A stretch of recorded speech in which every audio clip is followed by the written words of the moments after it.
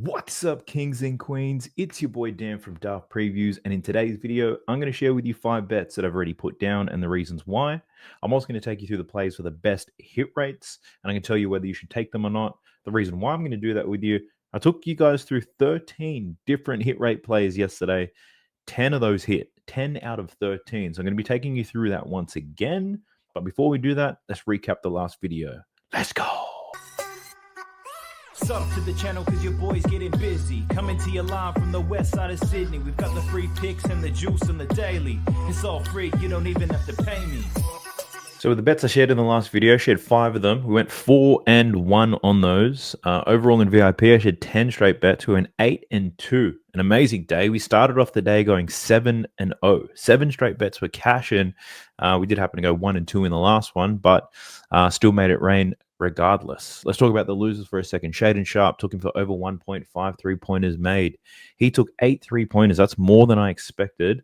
Most of them were wide open, and he only made 1. And I didn't know that was him or Jeremy Grant. One of them was going to go off, and I picked the wrong guy. But that wasn't such a bad bet, knowing he was going to take 8 3-pointers. I ran the numbers, and in games when he attempts at least 8 3-pointers made, he averages 3.5 3-pointers made. It's crazy for him to only finish on 1. So that was a pretty good bet. Just didn't get close to it. The next one was Bryce Sensabaugh, and I took him for over 1.5 3-pointers made. I expected a lot more game time. Laurie was out. Jordan Clarkson was out. He normally plays 17 to 25 minutes. I thought he was going to get more than that, to be honest, and he got less. So that was a bad read, based purely on ins and outs and rotations, and I got it completely wrong. But outside of that, we were green out today, boys. Rudy Gobert over 10.5 rebounds. I originally chalked this up as a loss because I thought he wasn't going to get close, and then he went crazy in that second half. So thank you, you big French legend. Then we had Trae Young over 11.5 assists. This was plus money. He finished on 20 assists. How easy is that? Jalen Johnson over his rebounds and assists. I got a little bit nervous when he found foul trouble, but he got back on the court and made it happen. Malik Monk over 25.5 PRA. That was easy money. Like I told you guys it would be. It should be around 30. He ended up finishing on like 37 PRA anyway. Then DeMar DeRozan over 21.5 points. He finished with 23. That got a little bit sweaty, but we got it done. Chris Middleton over 2.5 assists. Caught a little bit of heat in the comment section for betting on somebody who's coming back from injury, but man, that was sweat-free. Would he finish on 5 or 6 assists? Come on. Then we took Derek White over his 9.5 rebounds and assists. Found that play on the video that we were doing last night, and that was purely a hit rate play. Dove a little bit deep, and I loved it. That cash really easy. Finished with 13. And then Jason Tatum took him over his rebounds and assists, and that cash as well. So overall for VIP, 8 and 2 day. From the video that I shared with you guys, 4 and 1. I don't think anyone's got anything to cry about. It was a pretty decent day. The reads were spot on, and we're looking to do it all again. Reminder, look to sign up to Rebet, available in 46 out of 50 states, especially for you guys who are locked into DFS apps only. Rebet allows you to play money lines. It allows you to do parlays and all that type of stuff. So check out Rebet, make a $10 deposit, and then send me an email with a screenshot. Once you've done that and we hit 100 referrals, I'll be giving $100 to 5 people, but I'll also give you 30 days of my VIP picks for free. Now, I've only got 5 bets to share with you on this video. I can guarantee you VIP is going to get at least 10 plus all the parlays, so be sure to check it out. The link for Rebet is in the video description below with instructions on how you can get me that information. So go ahead and check it out. So before we jump into the 5 bets that I've already got down, I want to show you guys the hit rate plays that I shared. There was 13 of them yesterday, 10 of them cashed. And I'm not saying that this is the most effective way to bet, but it does remove one thing out of the equation, right? Recent form. So it could be a good starting point. Start with the guys with a great hit rate, dive a little bit deeper into matchups using Props Madness to find out whether it's worth taking or not. You know what? We'll do it on today's video. We'll do it together, but I want to share this with you, show you guys a screenshot of how it all landed, but let's not waste any more time. Let's get to it. So we're jumping into Props Madness. Props Madness is the best tool you're going to find on the NBA. At least half of the plays that I come up with, I wouldn't be able to identify whether it was a good matchup or not if I didn't have Props Madness. So I encourage you guys to check it out. 7-day free trial in the video description below. Plus, you'll get 25% off if you use the code DAFT when you sign up. So go ahead and check it out. I've also got a tutorial on how to use it on my YouTube page, so you can search for that too. Now let's talk about these bets, shall we? The very first game on the slate is the Cavs versus the Hornets. That game starts at 5 a.m. my time. I've gone through it. There's nothing I like in this game, so there's no bets on that one. We do head into the Thunder versus the Pelicans, though, and I think this is going to be a really good match. The Pelicans coming back to they're close to full strength. They're just missing Zion, really, but the reinforcements have arrived. But in this particular game, I'm going to share with you all a faithful one that everybody's probably betting, but I'm taking it anyway. And we're looking at Isaiah Hartenstein. I'm taking his rebounds plus assists in this game. And let me tell you why. He's hit this in 5 out of 7 games this season. The 2 games where he happened to go under his rebounds and assists were against the Kings and the Jazz. Now, the Kings and the Jazz, both very difficult teams to rebound against. Now, let me show you how I know that. If we look at opposition rebounds allowed, this blue line tells us the matchup strength. And the blue line going down means it's difficult as hell. When they versus the Sacramento Kings allowed the 5th fewest rebounds at the time. And when they versus the Jazz, 4th fewest rebounds. All these other teams, pretty easy matchup. And Isaiah Hartenstein ate them alive.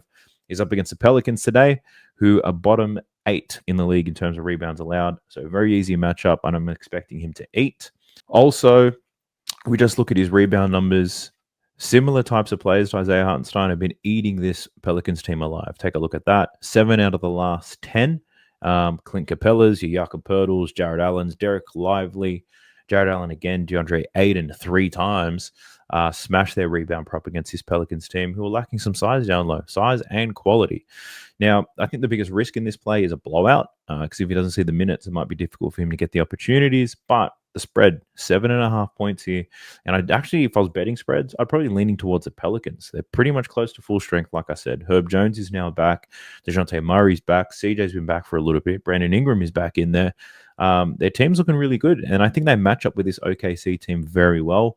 So I think the Pelicans can keep it close, and I think it keeps Isaiah Hartenstein on the court, and he can get a whole lot of rebounds. So that's the first pick I wanted to share with you guys. The next one, we've got the Nuggets versus Wizards. I don't have a bet on this particular game. The spread is massive. What is it? 14.5 points or something like crazy like that.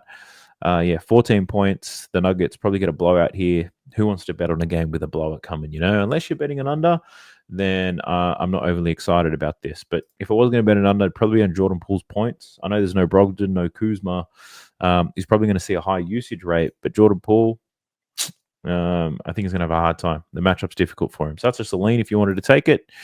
Now let's talk about my next bet. It's the Dallas Mavericks versus the Toronto Raptors. And I feel like a lot of people in this game are going to be betting on Scotty Barnes' rebounds and assists. And this will probably come up in the hit rate section. Probably not, because his hit rate's not perfect. But his rebounds and assists, that's been cashing quite nicely. So a lot of people probably betting that. I am not. My bet in this game is my man Daniel Gafford. Taking Daniel Gafford here over 11.5 points. Now, he's over this in 5 out of 7 games on the road this season with Luka Doncic. So I played around with Props Madness to make this all happen. With Luka on the road, over in 5 of 7, averaging 13.9 points per game. And the reason why I played with those filters is that's what he's going to see today. He's on the road, and Luka Doncic is back. And Luka should have his own filter, to be honest, because him on and off the court, this Dallas Mavericks team, people perform so differently. So I wanted to make sure we're reliable with the data, got Luka and the road form. I love this matchup that Daniel Gafford has against the Raptors. Not going to lie to you guys. This Toronto Raptors team, soft as hell in the paint. If you just take a look at how they play defense, they're pretty good at limiting points on the perimeter and in the mid-range. But in the paint, soft. In terms of points in the paint allowed, where are they sitting? They're bottom 9. Bottom 10 to Toronto Raptors. So their points in the paint defense is not great. And what I also love about this is you take a look at the similar types of players of Daniel Gafford, and you know who they are. There's usually 2 different types of centers. You've got those finesse centers, your Miles Turners, maybe your Vucevic's. Actually, there's probably 3 different types of centers. I lie. You've got the Jokic builds, Sabonis, your Senguns, Jokic, obviously. You got those guys. Then you've got the Miles Turners, the Alex Sars, the Nikola Vucevic's, Kristaps Porzingis, those types of guys who stretch the floor for you. But then you got these guys, and these are your, if I could swear a lot more in this moment in time in this video, I would. But these guys just catch the ball, they dunk it, and they make layups. They score like 90% of their points right under the basket. You can see Daniel Gafford, 87% of his points right under the basket. Talking Jalen Duren, Rudy Gobert, Nick Richards, these guys who probably don't have as much skill, but they're just dogs down there, right? So those types of players against this Toronto Raptors teams, I apologize. I probably went for too long there. But these guys have eaten. All 5 of them covered their points line. They scored on average, 3.9 points more than the line the sports books closed at when they versus this Toronto Raptors team. So I'm expecting Daniel Gafford to do much of the same. Scores on a whole lot of dunks. Not too many layups, but a whole lot of dunks, whole lot of putbacks. I think we see a couple of lobs from Luka here. And if you wanted to get sweet with it and get cute with it, check this out. Toronto Raptors very good at defending the perimeter, right? The Toronto Raptors are not a good defensive team, but they're good at limiting points to the perimeter. And what that means is they're running players off their line, meaning they're forcing them to drive. They're not giving people three-point shots. They're closing out hard, forcing them to drive. Most times they beat their man 2-on-1. It's you and your big versus the big from the other team. Daniel Gafford's going to get some lobs in this game. So I do like Daniel Gafford. That's my second play of the day. The next one, we're going to jump into the next game. We've got the Detroit Pistons versus the New York Knicks. I'm betting on the big purr here. Karl Anthony Towns, my zesty bestie. And part of the reason is Jalen Brunson's a game time decision in this one. Looking at Karl Anthony Towns' rebounds, though, 12.5. Now, his recent form has been insane. 6 out of his last 7, he's absolutely murdered this line. 12.5 is high, not going to lie to you, but it's high for a good reason. Now, I'm not taking this bet purely because of his form as of late. Playing around with the filters here, I wanted to understand what's the difference between his good games and his bad games. And what I notice is the games where he typically goes under is when there's a blowout and he doesn't get to see the minutes, right? Now, last game against the Detroit Pistons, he had 11 rebounds in 27 minutes. And I was like, why do you only play 27 minutes? Well, the Knicks, they won that game by 30 points. The spread for this game is 10 points. Jalen Brunson might not play, which does bring it a little bit closer for the Pistons. Hopefully prevent a blowout here. But RotoWire, they projected Karl Anthony Towns to play 37 minutes in this game. So what I've done is I've played with the minutes filter. I'm looking at games where he plays at least 33 minutes. And in those games where he plays at least 33 minutes, he's over this line in 8 out of 12 games, including 5 out of his last 6, right? So the minutes should be there for Karl Anthony Towns. We've also seen that even in a blowout, for some reason, Tibbs has been playing his starters in the fourth, like a lot. Like the other day, Mikal Bridges, he played like 44 minutes or something, and they were up by 20 in the fourth quarter, and they just left this guy out there. So hopefully that happens to Cat today, and he sees a minute so he can get these rebounds. Now, if you just look at the season stats, you'll see that Detroit Pistons don't allow too many rebounds. 7th fewest rebounds allowed over the season. But if you dive a little bit closer and you look into the last 15 games, you'll see that Detroit Pistons are actually allowing the 10th most rebounds to centers. And that's purely because Jalen Duren, he hasn't missed a game for quite some time. And as a 5, he's not stretching the floor. He's one of the Daniel Gafford type guys, right? He's not moving too far for the rim, which means Karl Anthony Towns, he's going to be in good position. Now, for teams that run a lot of pick and roll, Karl Anthony Towns plays in drop coverage, right? And when you're playing in drop coverage, what that means is you're going to give up some wide open mid-ranges and three-pointers, but you're always going to be in a good position to get the rebound. So Karl Anthony Towns, the matchup makes sense. The play style makes sense. The fact that this shouldn't be a 30-point win to the Knicks makes sense, and Karl Anthony Towns gets more minutes. Even though the line of 12.5 seems high, I really think he can do it here. So I do like Karl Anthony Towns. We might as well stay in this game for my next pick, because it is in this game, is Cade Cunningham. And I'm taking him for some of the reasons why I'm taking Karl Anthony Towns rebounds. Now, Cade's been playing out of his mind at the moment. 5 straight games covering this points line of 22.5. Now, I'm not betting it just because he's gone over in 5 straight games. What's funny is when I look to see why he's gone over these last 5 games, and I looked at the play types and the matchups, so Cade scoring 37% of his points in the pick and roll, right? Now, what's funny is I put these filters on and I filtered it just to the teams who don't defend the pick and roll very well. And what I found is this last 5 teams that Cade Cunningham has played, none of them can defend the pick and roll. So it makes sense as to why he's gone over his points prop in all of those games. And now he's up against the New York Knicks. And the Knicks are worse than all of the last 5 teams that he's played at defending the pick and roll. I just spoke about Karl Anthony Towns sitting in drop coverage. I think he continues to do that. And I think Cade Cunningham can eat them alive. Now, when they last played Cade Cunningham against the Knicks, he scored 22 points in only 32 minutes, right? Remember, 30-point blowout. Cade still scored 22. I imagine he plays close to 37 in this game. More opportunities. The game is hopefully closer. And Cade easily covers his 22.5. So 2 plays in that game and somewhat correlated as well. The next one, we've got the Grizzlies versus the Celtics. And I had a couple of leans in this one. Nothing that I was willing to bet. I think some of these guys might show up in the hit rate section of this video. But nothing I could really land on in my pregame. Then we have the Phoenix Suns versus the Miami Heat. I had a couple good looks in this one. The one that I'm ultimately landed on that I want to share with you guys is on Bradley Beal. Bradley Beal, his points line's at 18.5. He's only hit this in 5 out of 13 games this season. Now, Kevin Durant is still injured, which is why Bradley Beal's line is so much higher. So, looking at the games without Kevin Durant this season, Bradley Beal's covered this line in all three, 28, 24, and 24. He's averaging 25 points per game, right? But why is the line only at 18.3, 18.5? Well, the reason why is because this matchup for Bradley Beal is tough as hell. The Miami Heat, very good at defending the pick and roll. They're very good at limiting points to above the break, which is where Bradley Beal likes to score a lot of his points. So the matchup is difficult.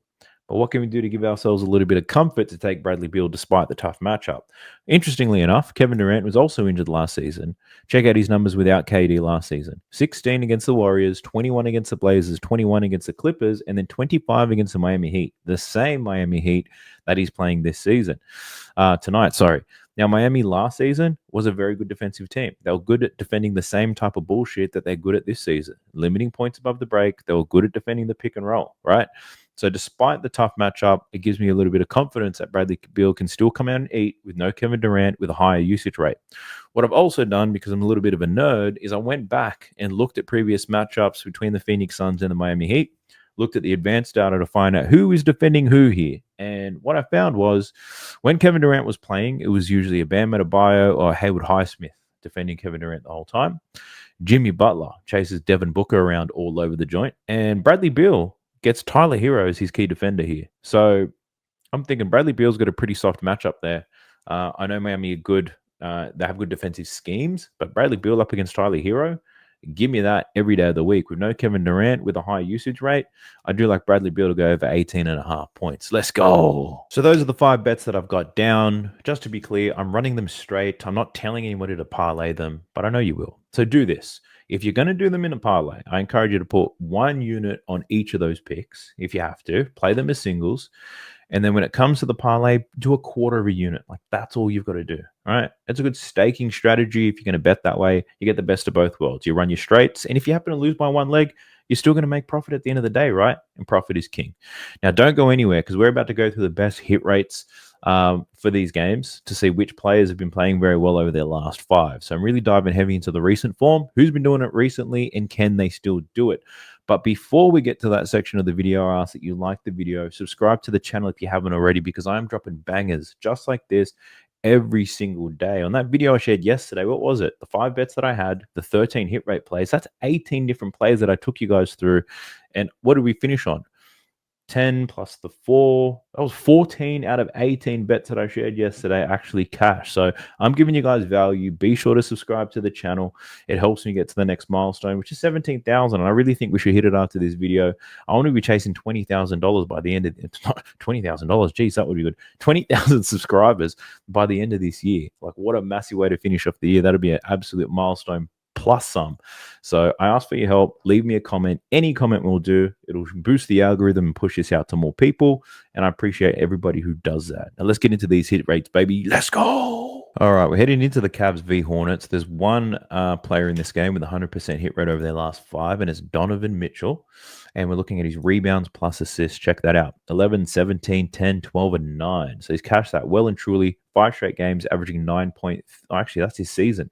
I'm sorry. On the last 20, he's averaging 9.3. If we were to change this to the last 5, he's averaging 11.8 rebounds, assists in those games. Now, he's up against the Charlotte Hornets. 9th fewest rebounds allowed. 15th in terms of assists allowed. First time versus the Hornets this season. Looking back at historical data, didn't even play the Hornets last season. Lucky guy. But the question is, would we take him to do it again? My answer is no. I think there could be a blowout here. But keeping in mind, he has cashed this in blowouts before. 31-point win against the Washington Wizards. Only 28 minutes, but he finished with 12. And actually, now that I think about it, it might be worth a look because Donovan Mitchell doesn't have the best matchup to score points. So that might mean a Jared Allen or an Evan Mobley probably can. So that will probably help on the assist side of things. The one worry that I do have actually is that the Charlotte Hornets, they play very slow. Their pace isn't very high at the moment. I wonder if they've played other teams that are slow as well. Where's opponent pace? And no. So the slowest team that they've played in the last 5 games is the Boston Celtics. And in that game, it wasn't a blowout. He played 35 minutes. 7 rebounds, 3 assists. The Charlotte Hornets do play slower than the Boston Celtics, and there's a chance that there's a blowout. So I probably wouldn't take this play, as great as the hit rate is. Next, we've got the Thunder versus the Pelicans, and there's only 2 players that have been pretty consistent over their last 5. And the first one, we're talking about Missy, Yves Missy. Now, looking at his points prop, he's cashed this in what? 3, 4, 5, 6, 7 straight games now. He's cashed this points prop. His line set at 8.5. He's still starting in this game, so I don't see a big reduction in his minutes. The line's probably a bit lower. I think his line's usually at 9.5. I know that because I took him for 9.5 against Phoenix, and he finished on 9. How good. But he's up against the OKC Thunder. That matchup is difficult as hell. They give up the fewest points in the pick and roll, 3rd fewest points in the restricted area. So I get why this matchup, why this line is the way it is. But I want to check if he's had any other difficult matchups. He had 12 points against Cleveland. That's a difficult matchup as well, but it's not as difficult as this one against the OKC Thunder. And look, I think at 8.5, I wouldn't touch it. 7.5, and you might have my attention because that's only 4 dunks. Because Missy's one of those dunk guys, one of those Daniel Gafford type of guys. You know what I mean?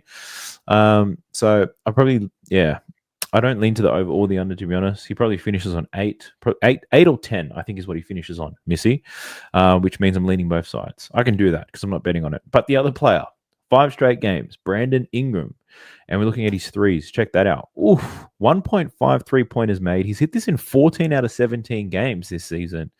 That's better than just hitting in your last 5. That's pretty crazy. Now, he's up against the OKC Thunder, middle of the pack, 17th in terms of 3-pointers allowed.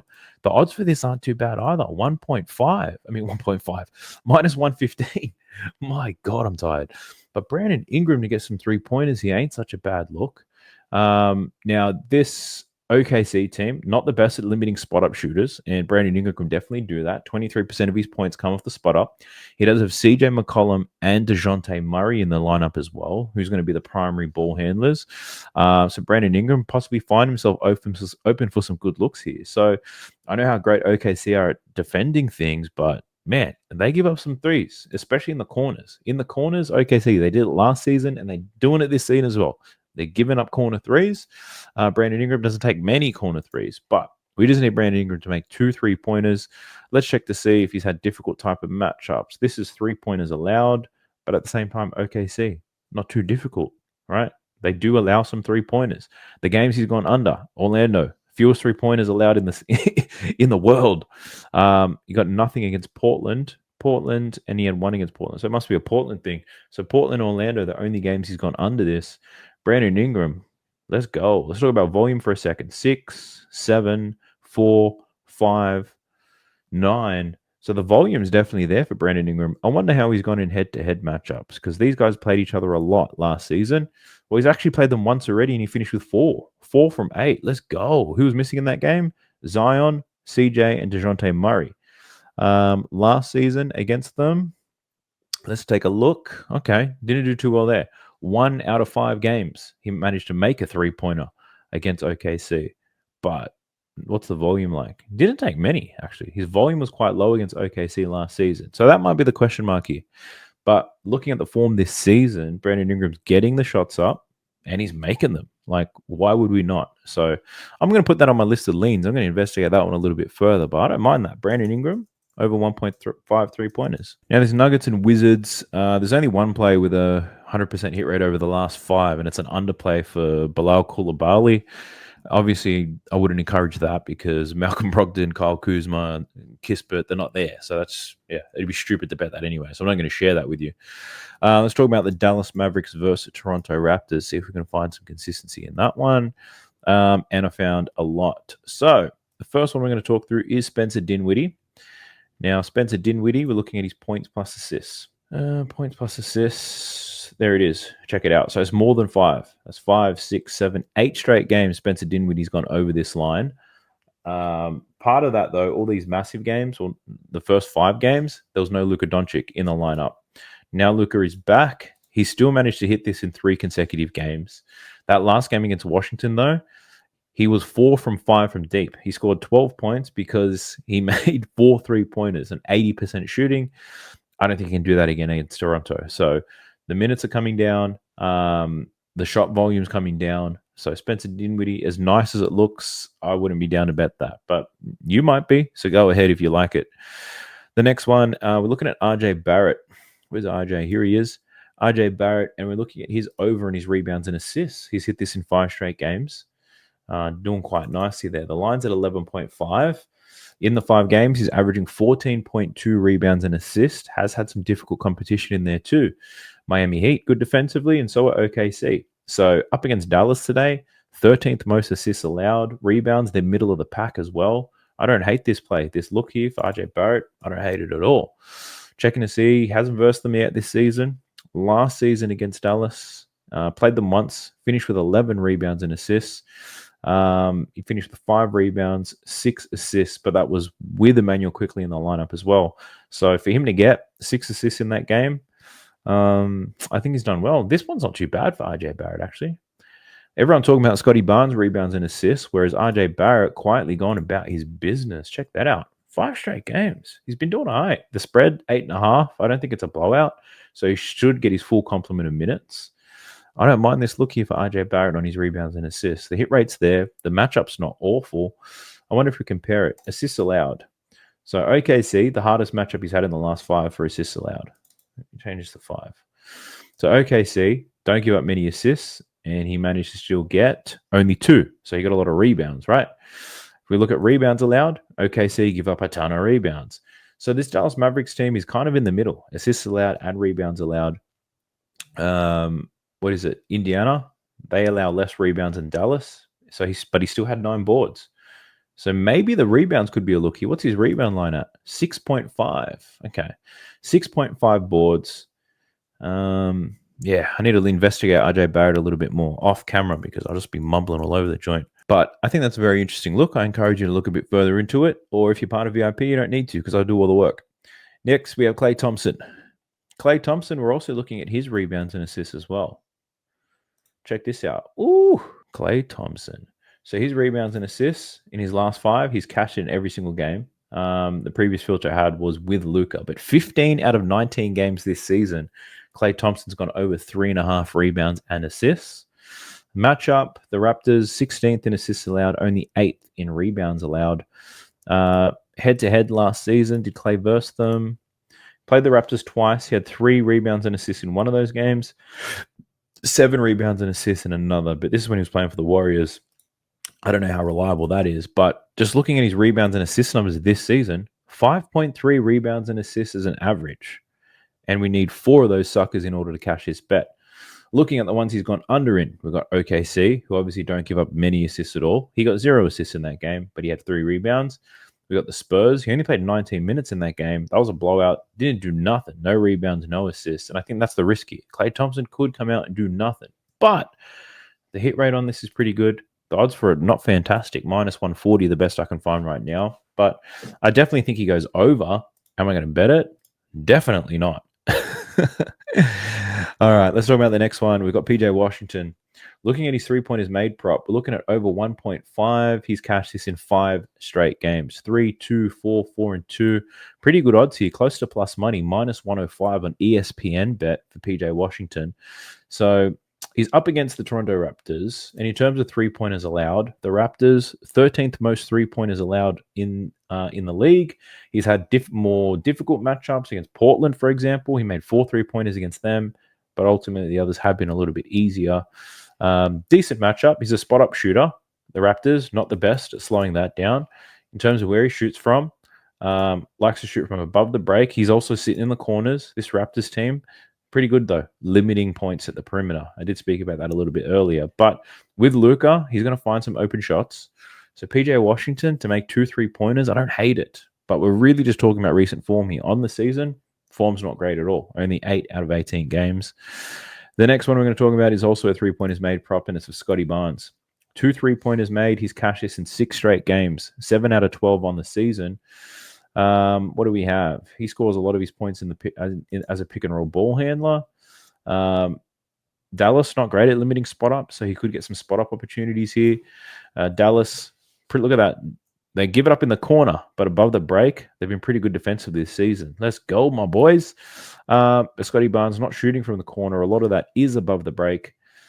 if we take a look at 3-pointers allowed, yeah, this Dallas one's the hardest matchup he's had in this whole streak. Since he went on this streak of hitting 2 3-pointers, this is the hardest matchup he's had, and the odds for it aren't even that good. PJ Washington odds are better than this. So, yeah, I'm not down to play that one. Let's jump into the next game. We've got the Pistons versus the Knicks, I believe. Let me see. What hit rates we got over here? We got Jalen Duren. Where's Jalen Duren? Here he is.